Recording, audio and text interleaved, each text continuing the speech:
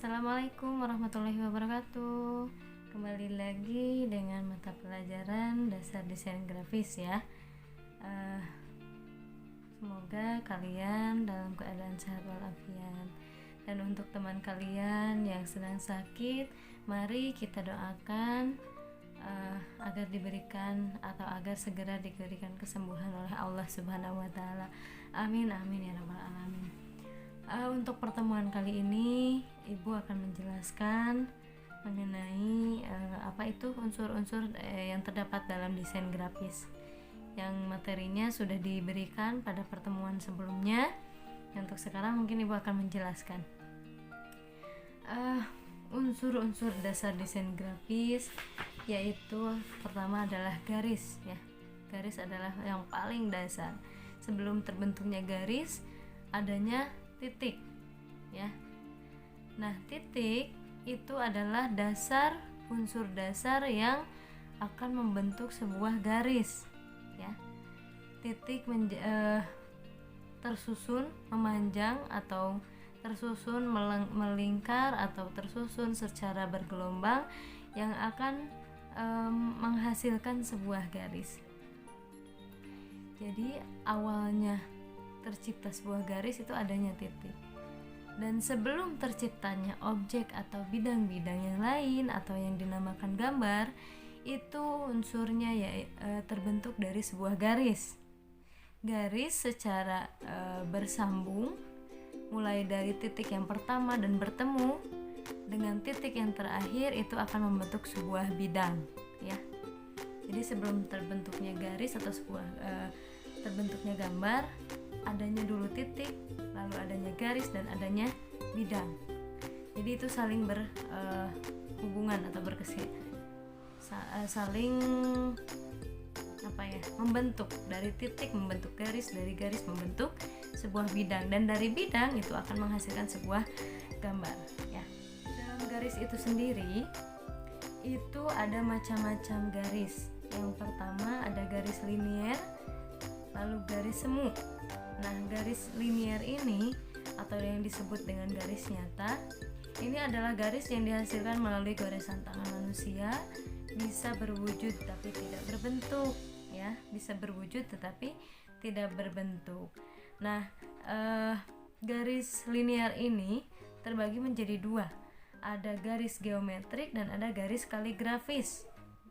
Garis geometrik adalah garis yang dibuat oleh goresan tangan manusia dan menggunakan alat bantu seperti penggaris, jangka, dan sejenisnya yang menggambarkan sifat tepat, jelas, dan pasti. Kalau garis selanjutnya adalah garis kaligrafis. Nah, garis kaligrafis ini dibuat sama ya, goresan adalah hasil dari goresan tangan manusia tanpa menggunakan alat bantu yang sifatnya spontan, bebas, kombinasi, dan berkarakter mandiri. Nah, kalau yang garis geometrik itu biasanya menggunakan alat bantu, selain kan kalau pensil ini adalah media yang kita gunakan untuk membuat sebuah garis. Nah, untuk garis geometrik itu menggunakan alat bantu lagi supaya garisnya tercipta lebih rapi. Lalu kalau garis kaligrafis ini adalah goresan tangan manusia menggunakan media mau pensil, pulpen, dan lain sebagainya, tetapi tidak menggunakan media alat bantu lagi, tidak menggunakan penggaris, tidak menggunakan alat-alat lainnya. Jadi hanya murni goresan dari gerakan tangan kita. Ini adalah garis kaligrafis. Yang kedua adalah garis semu. Nah, garis semu ini timbul dari kesan yang kita tangkap. Garis yang secara nyata sebenarnya dilihat tidak ada ya. Namun kehadirannya atau keadaannya bisa dirasakan dengan perasaan hati. Nah, ini untuk garis semu ini ada garis struktural dan ada garis ada garis struktural dan ada garis pengikat. Garis struktural yaitu garis yang kita tangkap dari batasan antara bentuk dengan ruang. Itu adalah garis struktural.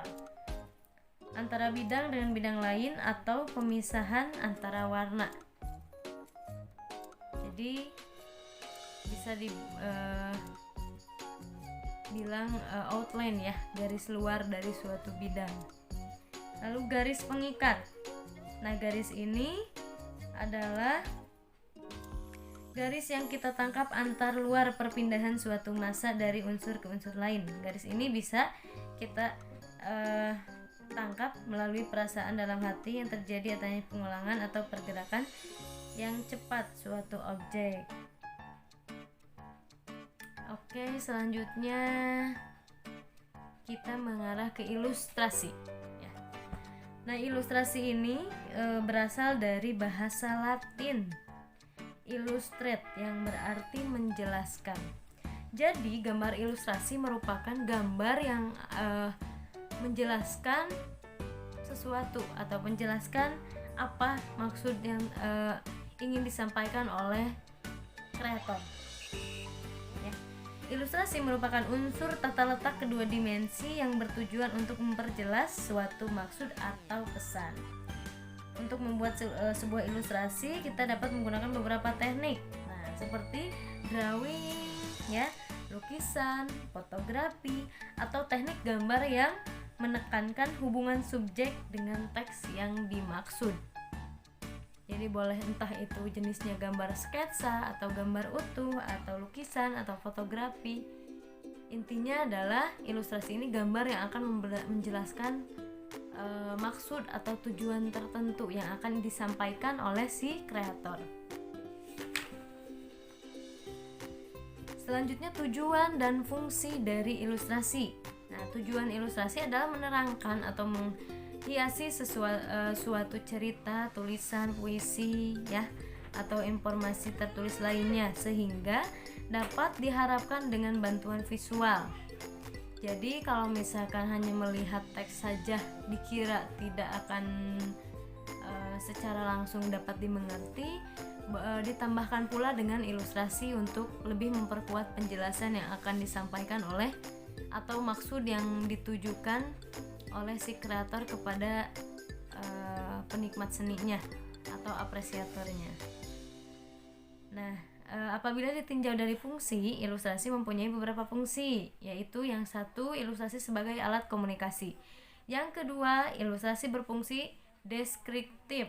Yang ketiga, ilustrasi berfungsi ekspresif, dan yang keempat adalah fungsi analitis. Nah, kita bahas yang pertama. Fungsi ilustrasi sebagai komunikasi, ya. Nah, ilustrasi berfungsi sebagai penarik pandang atau Bleichwenger.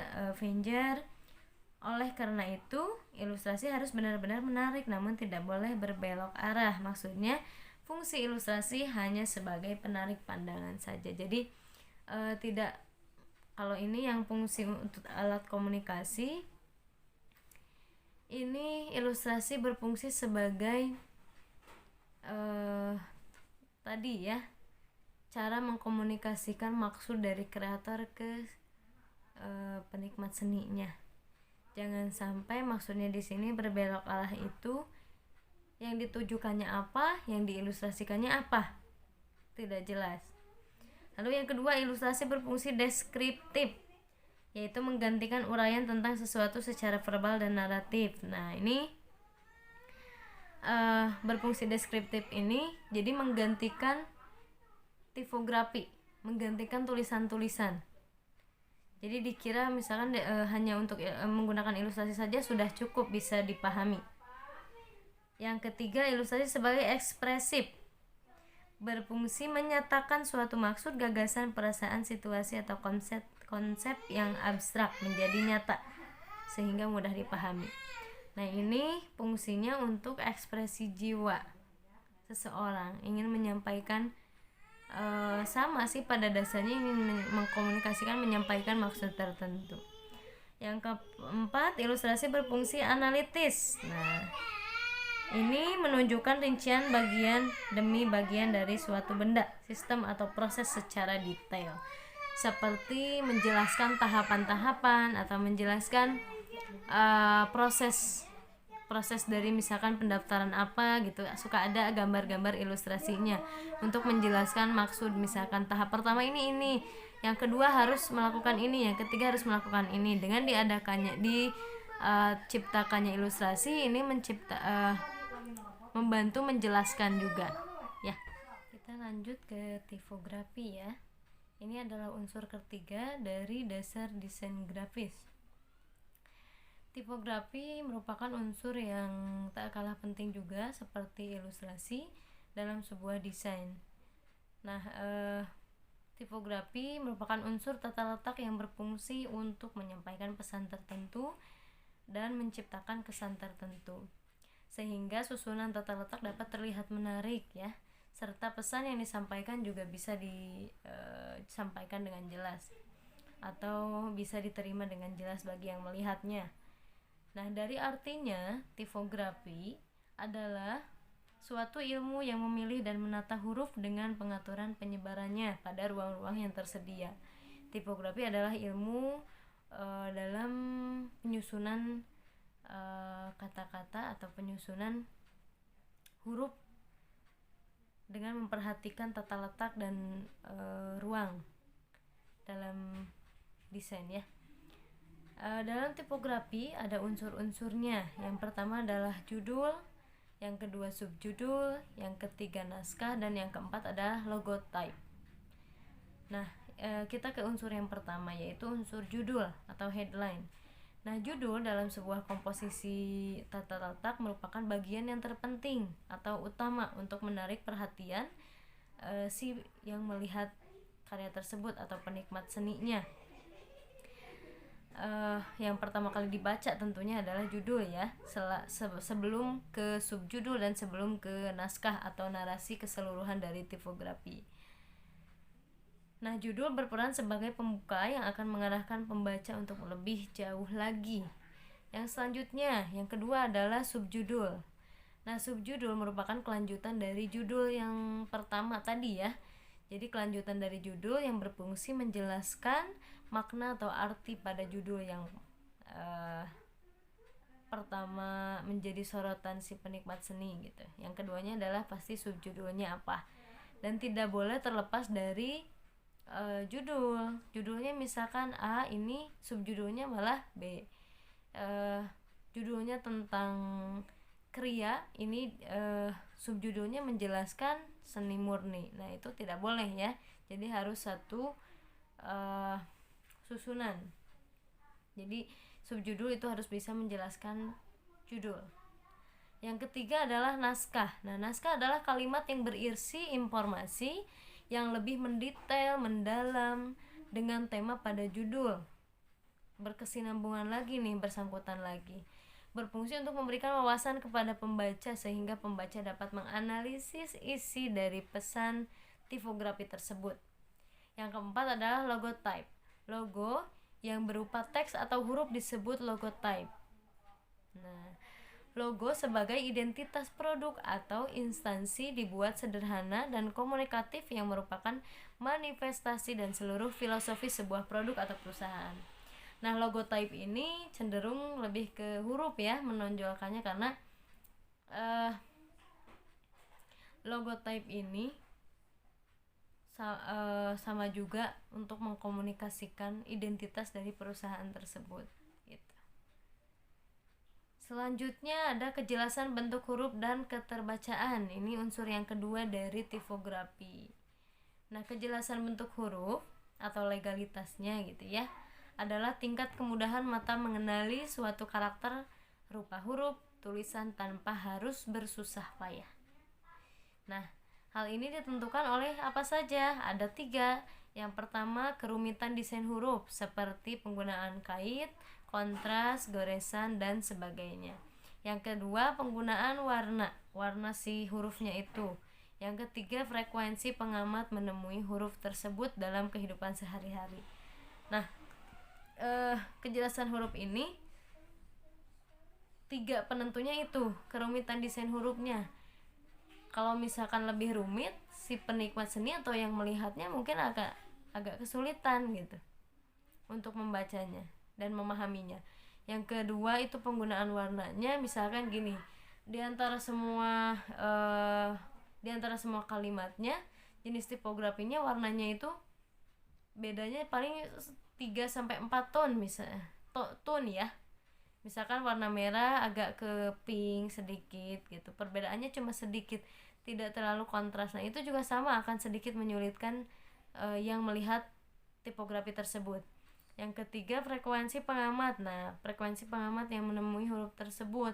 Kira-kira si pengamat atau yang melihat huruf yang ditampilkan ini sering tidak melihat huruf ini. Kalau semakin sering melihat huruf ini, otomatis akan jauh lebih cepat paham atau cepat memahami si tipografi tersebut gitu. Yang ketiga, unsur ketiga adalah daya tarik tipografi. Tugas si pembuat tipografi ya tidak hanya menginformasikan berita saja, tetapi juga merayu pembaca nih. Selain hanya menginformasikan, harus diperhatikan juga tingkat estetikanya. Kira-kira ini tipografi ini bisa menarik pengamat tidak, atau bisa menarik daya lihat konsumen tidak gitu. Nah, agar tipografi tepat sasaran, maka memerlukan 4 hal. Ya, yang pertama adalah tipografi harus mudah dibaca orang. Yang kedua, tipografi dalam sepintas pembaca sudah dapat menyerap isi pesan. Jadi dalam sepintas pun, ketika misalkan kalian sedang berkendara, mengendarai motor atau mobil di jalan raya, itu suka lihat kan papan-papan iklan. Nah, ketika selintas pun sudah terlihat nih itu apa tulisannya, misalkan jarum coklat atau jarum super gitu. Nah, itu faktor penentu daya tarik sebuah tipografi. Yang ketiga, tipografi harus membangkitkan perhatian dari seluruh pesan yang disampaikan. Yang keempat, tipografi disusun sedemikian rupa agar pembaca cepat bereaksi sesuai dengan cara yang diinginkan pembaca. Seperti gini, kalian sedang di perjalanan nih, menggunakan kendaraan. Ketika di posisi misalkan kecepatannya sekitar 40 km per jam. Kira-kira kita bisa tidak membaca tipografi atau papan iklan yang tulisannya banyak di pinggir jalan? Tidak kan? Kecuali mungkin pada saat lampu merah. Nah, ketika berhenti, kita bisa melihat papan iklan atau yang banyak tulisannya, bisa mungkin dibaca terlebih dahulu gitu. Tapi kalau sedang di perjalanan tidak bisa membaca tulisan yang panjang. Seperti itu. Nah, kita harus memperhatikan tipografi ini peruntukannya mau disimpan di mana, diletakkan di mana supaya terbaca oleh masyarakat atau oleh semua orang. Kalau sekiranya di pinggir jalan raya atau di pusat kota, mungkin kalimatnya harus diperhatikan, jangan terlalu panjang. Sedikit, singkat, dan jelas. Langsung to the point gitu ya. Tapi kalau misalkan di tempat-tempat umum, misalkan contoh di ruang tunggu atau di halte, atau misalkan di tempat-tempat umum yang tidak dalam kondisi si orang-orangnya itu lalu lalangnya cepat, mungkin itu bisa digunakan penjelasan-penjelasan yang agak lebih panjang gitu untuk menjelaskan. Kalian bisa mungkin untuk dibaca dulu sejenak. Seperti itu. Yang selanjutnya, unsur selanjutnya adalah gaya tipografi atau gaya hurufnya nih. Coretan huruf memiliki 4 jenis ya, yaitu coretan ke arah vertikal, horizontal, diagonal, dan lingkaran. Ini untuk gaya tipografinya, entah mau horizontal, entah mau vertikal, atau diagonal, ataupun mau melingkar. Itu gaya. Atau mungkin gaya bebasnya misalkan seperti gelombang, itu bisa juga. Yang selanjutnya adalah variasi huruf. Variasi huruf memberikan desainer untuk mengekspresikan, membedakan, dan memberikan tekanan pada bagian-bagian tertentu pada teks. Nah, ini variasi hurufnya. Yang selanjutnya adalah penataan huruf. Berhasil atau tidaknya suatu komunikasi visual dapat disebabkan pula oleh pengaturan huruf nih. Jadi tidak hanya serta-merta menggunakan ilustrasi saja dikatakan berhasil. Nah, menggunakan tipografi juga sama, bisa dikatakan berhasil atau tidak nih. Tergantung si pengamatnya ini bisa memahami maksud kita sebagai maksud dari si pembuat desain tipografinya atau tidak nih gitu.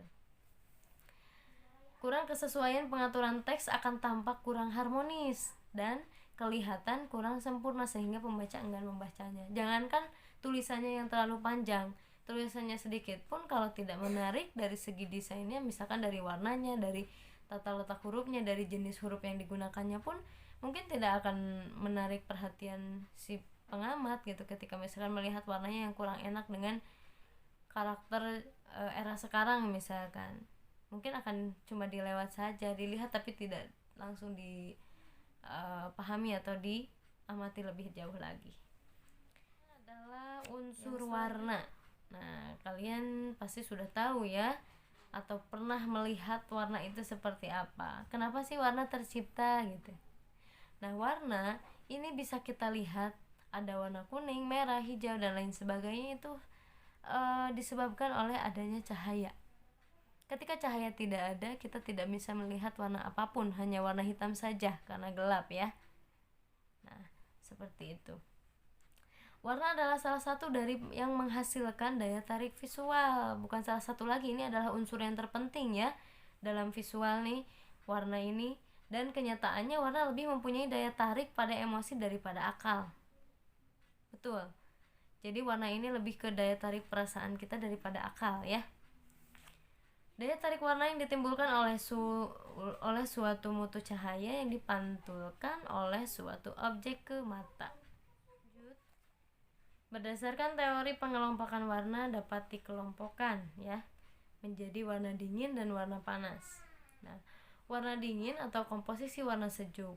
Dan ini kalem ya, kalau warna-warna yang sejuk, yang warna-warna dingin ini cenderung memberikan efek yang tenang, damai, menyendiri gitu. Warna dingin ini mengarah ke warna hijau, warna biru yang memberikan kesan tenggelam, berat, gelap, sempit dan padat. Kalau warna dingin. Sementara kalau warna panas atau komposisi warna yang menyolok mata dan memiliki kesan keras. Ini jenis warna yang sering digunakan untuk tanda lalu lintas. Sebagai tanda peringatan bahaya, kesan lain terhadap warna ini adalah memberikan kesan timbul, luas, bangkit, dan ceria. Nah, kalau warna-warna panas ini cenderung ke emosi jiwa, maksudnya entah itu sedang mengalami kemarahan, kekesalan, tapi sekaligus misalkan sedang merasakan semangat yang tinggi gitu. Selanjutnya warna berdasarkan pigmen. Nah, ini dalam atau berdasarkan pigmen kita mengenal dua kelompok warna, yaitu ada primer dan sekunder. Lalu ada warna tersier, gabungan dari warna primer dan sekunder. Warna primer adalah warna pokok atau warna yang pertama gitu ya. Warna primer di sini yaitu jenis warnanya merah, kuning, dan biru.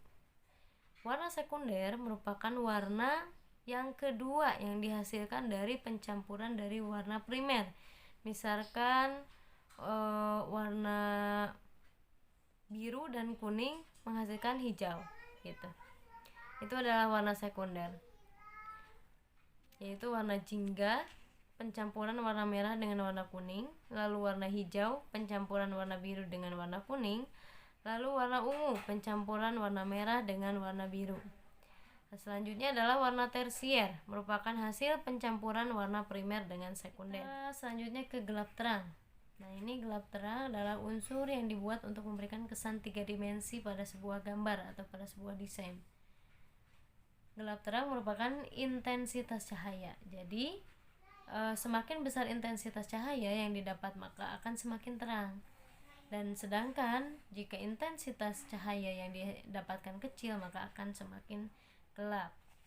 Nah, ini gelap terang ini berfungsi untuk menampilkan kesan kedalaman, membuat efek benda 3 dimensi, dan untuk memperjelas kontras ya. Fungsi gelap terang ada memberikan nilai ekspresi, memberikan nilai emosi, memberikan kesan trimatra atau plastis pada benda yang diterpa oleh cahaya. Trimata ini 3 dimensi ya. Selanjutnya tekstur. Tekstur merupakan permukaan suatu bidang atau benda. Nah, kalian pernah meraba benda apapun yang ada di lingkungan kalian dan bisa membedakan teksturnya seperti apa saja? Bisa ya.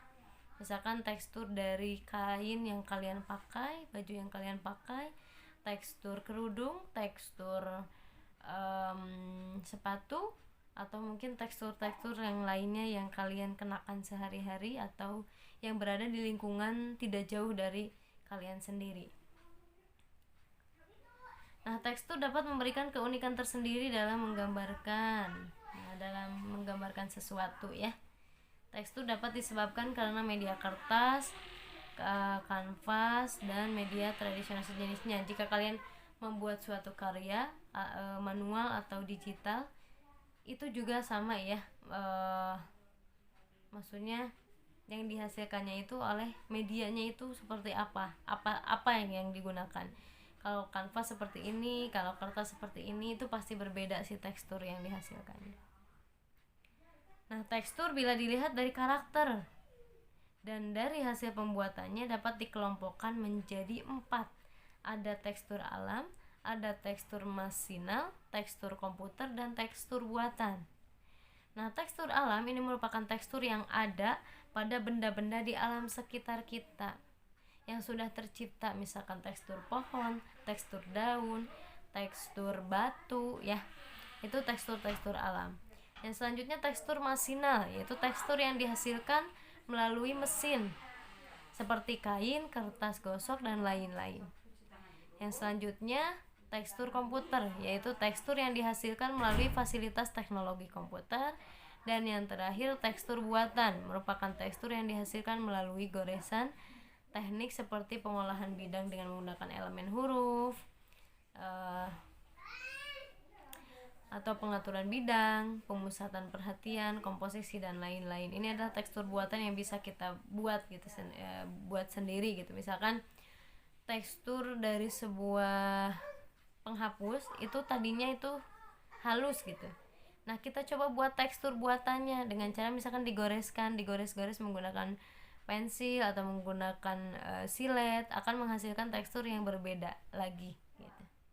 Itu adalah tekstur buatan. Unsur yang terakhir adalah unsur ruang ya. Ruang tidak bisa dipisahkan dengan kehidupan manusia secara psikologis maupun dimensional. Ruang dalam grafis komunikasi dapat dirasakan adanya kesan 2 dimensi atau 3 dimensi melalui tampilan penggabungan beberapa garis dan hasil dari penggabungan beberapa bidang positif dan negatif.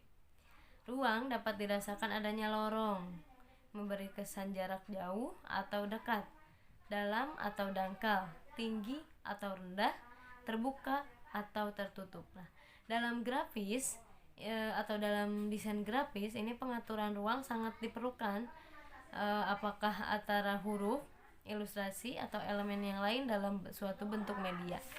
Ya, ruang ini adalah unsur terpenting juga dalam desain.